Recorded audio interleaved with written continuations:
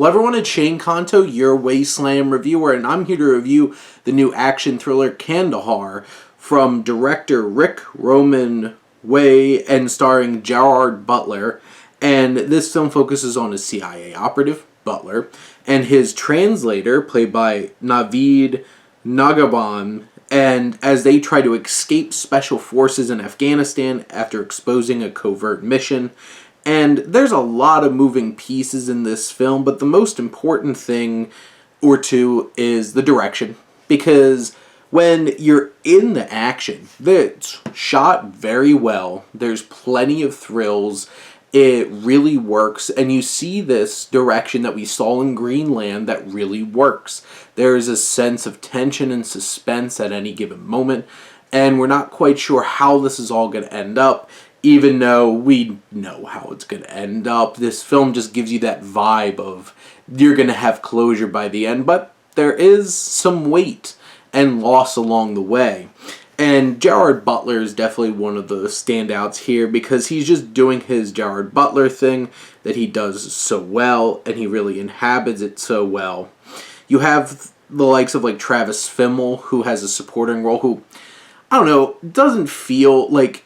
I understand what his character is supposed to represent as like a white man who has converted to Islam, and like I don't feel like they gave, like, that's a character that feels like it should have a lot more to do with the center of the story, and he's just there and they kind of flirt with that idea.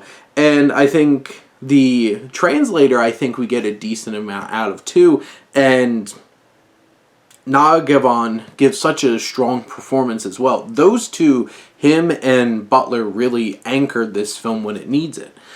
This whole 2-hour film, there's definitely stretches where it's just like they're off on these subplots. They don't feel like they're really progressing this story that we're invested in, and it kind of feels like they're padding it, like to the point where it's like, why wasn't this just a 90-minute lean kind of thriller?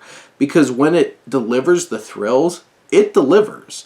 And I just feel like this film also lacks a bit of a really big oomph in the way that it gets us invested into this story. And the story feels like it's really by the numbers. And feeling a little less inspired, especially when it's dealing with so many complex geopolitical issues. It never really feels like it really owns that and delivers upon that. So really what you get are two strong lead performances, including Gerard Butler, who I love, and some good action set pieces. And there's a lot more in this film that just feels like it's either padding or slowing it down and not really deepening the impact of this story. So there's a lot that just feels like it's there. There is some stuff that really delivers. And in the end, it's a bit of a middle ground of a film that leaves you wanting a lot more. But if you're okay with getting through, like weighing through some of the stuff that doesn't really add much to the film, and you're there for the thrills and you're there for the Gerard Butler, it's there, and you can enjoy those aspects of the film.